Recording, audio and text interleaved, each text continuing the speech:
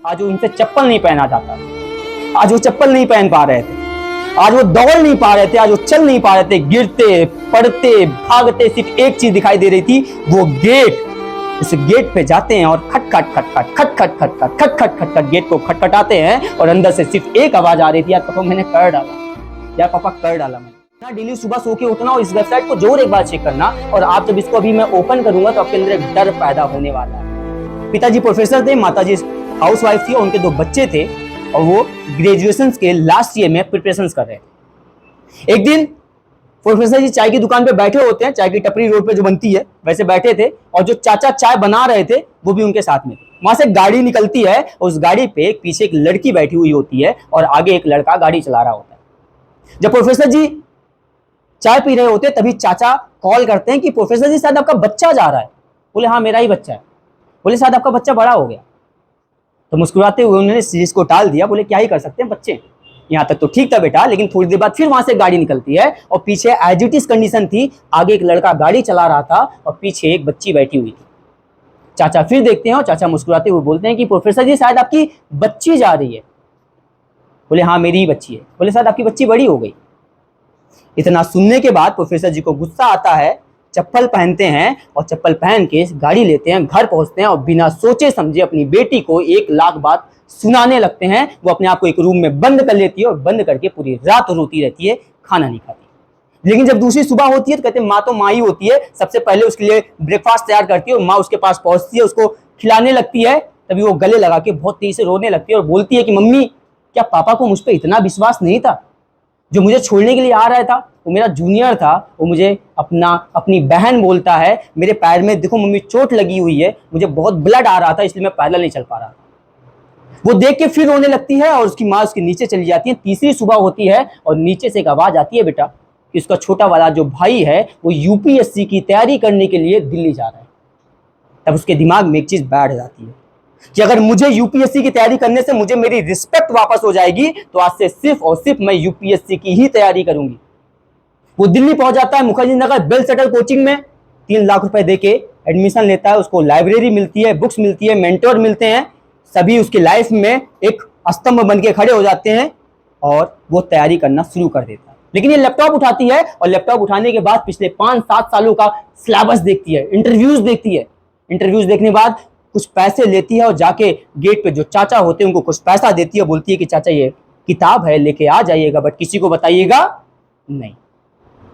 और जो वो वॉल पे सारे सिलेबस और क्या पिछले 5 साल में पूछा गया है सारे क्वेश्चंस को लिख के चिपका देती है। और अब दोनों की प्रिपरेशन शुरू हो जाती है। एक को तो सभी जानते थे कि यूपीएससी की तैयारी कर रहा है, बट ये बिल्कुल हिडन थी, ये किसी को नहीं बता रही थी। देखते देखते देखते देखते 6 महीने का समय बीत रहा था और 6 महीने के बाद यूपीएससी का प्री एग्जाम होने वाला था। और जब प्री एग्जाम दोनों एक साथ में देते हैं तो खुदा ना खास्ता दोनों का प्री एग्जाम निकल जाता है। दिल्ली से कॉल आती है कि पापा मैंने यूपीएससी का प्री एग्जाम क्वालिफाई कर लिया। रातों रात पापा का सीना चौड़ा, सोसाइटी में रातों रात इज्जत बेटे की यहाँ आ गई। फ्रेंड्स जितने थे उनमें एक अलग सी लहर आ गई कि यार मेरा दोस्त यूपीएससी प्री एग्जाम में क्वालिफाई कर लिया। रिलेटिव्स बोलने लगे कि यार प्रोफेसर जी का बच्चा कुछ भी हो बट बहुत टैलेंटेड है, क्योंकि यूपीएससी का प्री एग्जाम निकालना अपने आप में बहुत बड़ी बात होती है, छोटी चीज नहीं थी। बट इस बच्ची ने अभी तक किसी को नहीं बताया कि पापा मैंने भी तो यूपीएससी क्वालिफाई कर लिया है। शांत रहे, एकदम धैर्य। और अब मेंस की तैयारी करना था। फिर से सभी चीजें उठाती है, लैपटॉप उठाती है, पूरे सिलेबस को देखती है, पढ़ना शुरू करती है, टीचर्स को देखती है और कुछ किताबें जाके चाचा को फिर बोलती है चाचा ये लेके आ जाइएगा बट किसी को बताइएगा नहीं। और अब दिल्ली में जो लड़का था उसको अलग से मेंटोर दे दिया गया, अलग लाइब्रेरी दे दी गई, अलग से उसको सारी फैसिलिटीज दे दी गई। उसके ऊपर दोनों टाइम अलग से पैसा खर्च हो रहा था ताकि उसका दिमाग सही रहे। दोनों प्रिपरेशन करने लगे क्लास। धीरे धीरे धीरे धीरे 3 महीने का समय बीत रहा था और जब 3 महीने का समय बीता तो यूपीएससी का मेंस एग्जाम होने वाला था और दोनों एक साथ में यूपीएससी का मेंस एग्जाम देते हैं। लेकिन एक का रुक जाता है और एक का निकल जाता है। दिल्ली से फोन आता है पापा यार मेरा यूपीएससी का मेंस रुक गया। बट इस बच्ची का निकल जाता है और अभी तक ये नहीं बताती कि पापा मैंने यूपीएससी का एग्जाम क्वालिफाई कर डाला। बट उसके पापा बोलते हैं बेटा कोई बात नहीं, लगे रहो, मैं तुम्हारे साथ खड़ा हूं, बस तुम कभी हार मत मानना। उसको उसकी बैकबोन मिल गई थी, लेकिन इस बच्ची के पास अभी भी कोई अप्रिशिएट करने वाला नहीं था, ये भी पूछने वाला नहीं था कि बेटा कुछ खाया या नहीं खाया। अब वो दिन आने वाला था जब सब कुछ डिसाइड करता कि आईएएस बनेगी या नहीं बनेगी। देखते देखते 3 महीने का समय बीत चुका था और अब अपने दोस्त को ये फोन करती है 12 महीने के बाद, और उसको 12 महीने की पूरी कहानी बताती है और उससे एक सवाल पूछती है कि क्या तू मेरे साथ मेरा इंटरव्यू दिलाने के लिए चलेगी। तो उस दोस्त ने उसके साथ बोला कि मैं बिल्कुल तेरे साथ चलूंगी। और अब वो गेट खुल रहा था आज, जिस गेट में उसने अपने आप को 12 महीने पहले बंद कर लिया था। नीचे गई और नीचे जाके अपनी मम्मी से बोलती है, मम्मी कुछ पैसे दे दीजिए मुझे अपनी दोस्त के बर्थडे पार्टी में जाना है। उसकी मम्मी उस दिन ज्यादा पैसा देती है उसको, और इसलिए ज्यादा पैसा देती है कि जाके घूम के आएगी, शायद इसका दिमाग सही हो जाएगा। लेकिन बेटा याद रखना कि वो प्लेजर के पीछे नहीं भाग रही थी, वो अपने पैशन के पीछे भाग रही थी। वो पागल हो चुकी थी, वो जाके इंटरव्यूज दे के आती है। और अब वो दिन आ रहा था इसके दिन में, आज वो दिन आ चुका था इसके दिन में जब सब कुछ डिसाइड करने वाला था ये आईएएस बनेगी या नहीं बनेगी। 10 बजने का टाइम था और ये रोए जा रही है अपने दोस्त को फोन करके बता रही है मेरा नहीं निकलेगा।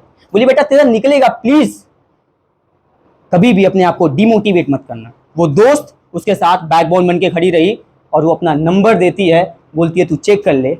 बोलती मैं नहीं चेक करूंगी, तुझे अपना रिजल्ट खुद देखना पड़ेगा, खुद चेक करना पड़ेगा।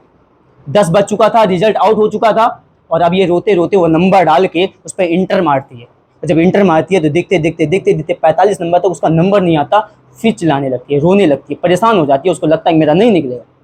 और फिर अपने दोस्त को फोन करती है, बोलती है यार मेरा नहीं निकलेगा। बोले देख भैया तेरा निकलेगा। और जब सेकेंड टाइम वो अपना इंटर करती है नंबर, तो क्लास देखते देखते 55 नंबर पे उसका नंबर आ जाता है। और जब उसका नंबर आता है ना, तो फेसबुक पे पोस्ट करती है, यार पापा मैंने यूपीएससी का एग्जाम क्वालिफाई कर डाला, यार पापा मैंने कर डाला। और आज उसका भाई उस लाइब्रेरी में बैठा हुआ था और लाइब्रेरी में देख रहा है उस पोस्ट को, और पोस्ट को अपने पापा को फॉरवर्ड करते हुए फोन करता है कि पापा दीदी ने यूपीएससी का एग्जाम क्वालिफाई कर डाला। बोले तू बावला हो गया है क्या। बोले हाँ दीदी ने अभी फेसबुक पे तुरंत थोड़ी देर पहले पोस्ट किया है कि पापा मैंने यूपीएससी क्वालिफाई कर डाला। और क्लास उस पोस्ट को जाके वो फेसबुक पे देखते हैं। आज वो इनसे चप्पल नहीं पहना जाता, आज वो चप्पल नहीं पहन पा रहे थे, आज वो दौड़ नहीं पा रहे थे, आज वो चल नहीं पा रहे थे, गिरते पड़ते भागते सिर्फ एक चीज दिखाई दे रही थी, वो गेट। उस गेट पे जाते हैं और खट खट गेट को खटखटाते हैं और अंदर से सिर्फ एक आवाज आ रही थी, यार पापा मैंने कर डाला, यार पापा कर डाला मैंने। और जब गेट खुलता है ना बेटा, जाके गले लगाते हैं और घंटों तक रो रहे थे और सिर्फ एक चीज बोले थे, बेटा प्लीज प्लीज प्लीज मुझे माफ कर दे।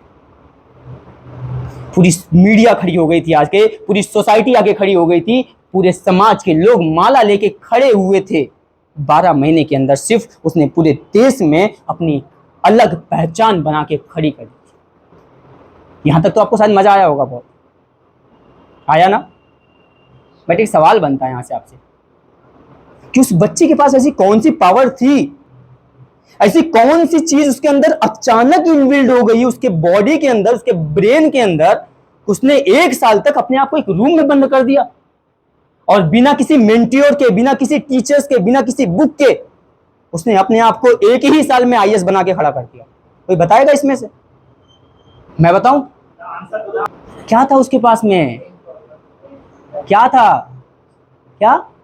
यस, क्या था?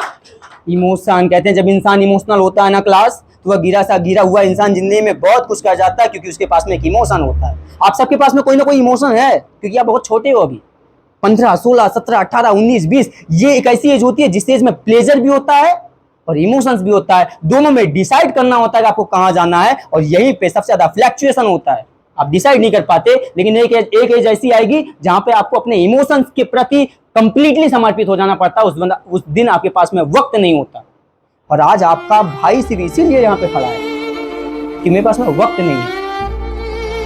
हम सब बहुत बुरी स्थिति से निकलने वाले, बहुत डेंजरस जोन से हम निकलने वाले। मुझे दोस्तों को जब मैंने मरते हुए देखा था, उस दिन मुझे डिसाइड करना था कि क्या मैं आपको भी मरते हुए देखूं या मैं आपके लिए लड़ूं। आज बहुत तकलीफ होती है कि इस देश में जब मैं पैदल 60 करोड़ से ज्यादा लोगों के बीच में चल के आ चुका हूं, उसके बावजूद भी मुझे अपना इंट्रोडक्शन आपके सामने देना पड़ता है। मैं तिरंगा लेके पैदल चल रहा हूं। यहाँ पे अगर कोई नचनिया आया होता तो इस देश का हर बच्चा उसको सेल्फी ले रहा होता। ये सोचने का टाइम है बेटा, ये डिसाइड करने का टाइम है कि आज आपको किस डायरेक्शन में जाना है। आज आपको अपने लिए खड़ा होना है, अपने परिवार के लिए खड़ा होना है, इस समाज के लिए खड़ा होना। और अगर नहीं खड़े हुए ना, तो हमारे जो 5 साल के आज के बच्चे हैं, जब वो 25 वर्ष के होंगे तो एक सवाल हमसे पूछेंगे कि जब दिल्ली का एयर क्वालिटी इंडेक्स 431 पहुंच गया था तो भी तुम लोग सिर्फ पैसे के पीछे, फेम के पीछे, पावर के पीछे भाग रहे थे। जब पीने का पानी 1000 फीट नीचे जा चुका था और हमारे पास पीने का पानी नहीं था, तो तुम लोग सिर्फ प्लेजर के पीछे भाग रहे थे। ये सवाल वो बच्चे पूछेंगे और शायद हमारे पास एक भी जवाब नहीं होगा देने के लिए। मैं बहुत इमोशनल हूँ, इसीलिए आज मुझे 45 डिग्री सेल्सियस में पैदल चलना पड़े तो मैं चल रहा हूँ। तमिलनाडु में 49 डिग्री सेल्सियस में पैदल चला तो चल रहा हूँ। किसी के द्वार पे जाता हूँ, कोई मुझसे प्यार से बात करता है और कोई बैठाता भी नहीं है, लेकिन मुझे बेशरम होकर बार बार जाके हाथ जोड़ के उससे कहना पड़ता है भैया प्लीज खड़े हो जाओ मेरे साथ। ये दुर्भाग्य है इस देश का कि आज मुझे पर्यावरण जैसे मुद्दे के लिए, जो आपको सब कुछ लाके फ्री में देता है, और मुझे आपके सामने हाथ जोड़ना पड़ता है। आपके जिले की कंडीशन क्या है आपको नहीं पता, आपके जिले का एयर क्वालिटी इंडेक्स कितना आपको नहीं पता, आपके जिले में वाटर लेवल कहाँ पर है नहीं पता। जब अभी मैं पहुंचता हूँ आपके लेक पे और मैं देखता हूँ कि उसमें जलकुंभी पड़ी हुई है, तो मुझे सबसे ज्यादा रोना आया कि कितने लोगों का प्यास बुझाता होगा। इस अर्थ के ऊपर मिलियंस ऑफ स्पीसीज हैं, सिर्फ इंसानों को छोड़ दिया जाए तो किसी के पास पीने का पानी नहीं है। बेटा तुम तो पानी निकाल के पी लेते हो, 20 रुपए से बोतल खरीद के अपनी प्यास बुझा लेते हो, बट किसी गाय से जाके बात करो, किसी उसके सामने खड़े हो जाओ, उसकी आंख से आंसू निकल रहा है, वो रो रही है, और उसका जिम्मेदार सिर्फ और सिर्फ हम हैं, क्योंकि हमने उनकी जमीनें कब्जा कर ली। हमने इतने बच्चे पैदा कर दिए इस देश में कि हमने पूरी जमीन एक्वायर कर ली। 11.1% था जहां पे हमें रहना था, बाकी सब कुछ इस लैंड पे पशु पक्षी जीव जंतु सबके लिए था। आज हम 1/3 में रह रहे हैं और एक हिस्सा उनके लिए छोड़ा है बस। और वो भी छोड़ा किस लिए? ताकि हमारा पेट भर सके। हम सेल्फिश हो गए हैं इतने, और अपने आप को आप इंसान बोलते हो। कभी आपने किसी कुत्ते को देखा है? एक कुत्ता, एक दुकान पे आप बिस्किट खा रहे होते हो ऐसे, और एक कुत्ता आपके सामने बैठा होता है।